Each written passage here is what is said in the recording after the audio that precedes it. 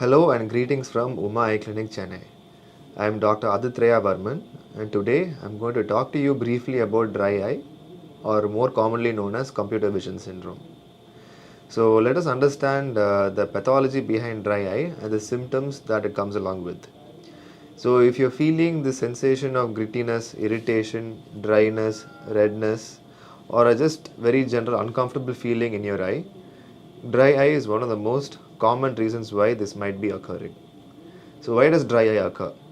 So there are basically two reasons why dry eye can occur. One can be due to a deficiency of tears, or two, when the tear film of the eye does not stay long enough on the surface of the eye before it evaporates.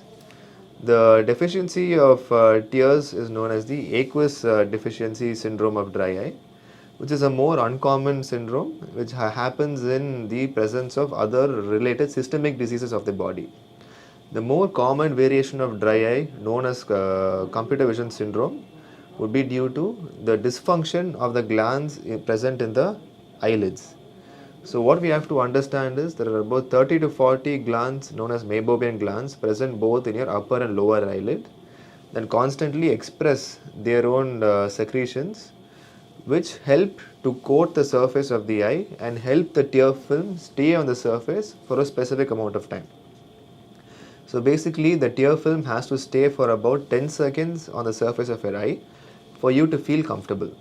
And each time that we blink our eyes, this tear film will be replenished, and this is what helps to keep your eye healthy and give it the comfort that it requires. So why does this meibomian gland dysfunction happen, and why does this lead to dry eye? So as I mentioned earlier, we need to blink with a specific force and with a specific frequency for the meibomian glands to correctly express their secretions to help the tear film stay on the surface. And due to our modifications in our lifestyle activities such as using the mobile phone or looking at the computer for an extended period of time, we do so with a lot of concentration, because of which we don't blink hard enough or we don't blink frequently enough for these glands to properly open up and express themselves and to function properly. And because of chronic infrequent blinking, these glands can get blocked, because of which these secretions are not properly coming out, because of which the tear film evaporates in a faster time. Instead of evaporating by 10 seconds, it can evaporate by 4 seconds or 5 seconds, which gives rise to the uncomfortable feeling, sensation, dryness and inflammation of the eye that is associated with dry eye. So how does one prevent this, and how can one go about treating this? So the best form would always be to prevent the dryness from happening in the first place. So one important tip would be to take a few minutes break away from your screen time every 1 hour. So let's look at the rule. It's called as the 50 and 10 rule. That is, every 50 minutes, take a 10-minute break away from the screen to allow your eyes to rest naturally and let the tear film replenish. But once you've got established dry eye, this might not be sufficient enough.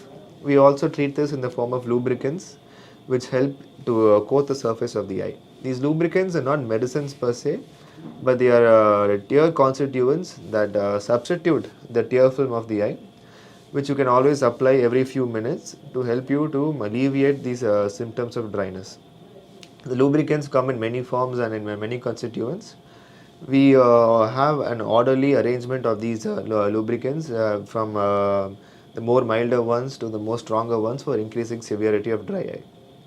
Another more recent advancement in the dry eye analytics and treatment would be certain scans and treatment modalities known as the lipi scan or the lipi flow. These advanced scans will look at the gland structure and anatomy and tell us if the meibomian glands are blocked or are not functioning properly. You can also look at the tear film analytics, look at your blink rate, and even measure the different constituents of a tear film, and look at the different inflammatory markers and tailor the treatment according to your specific needs.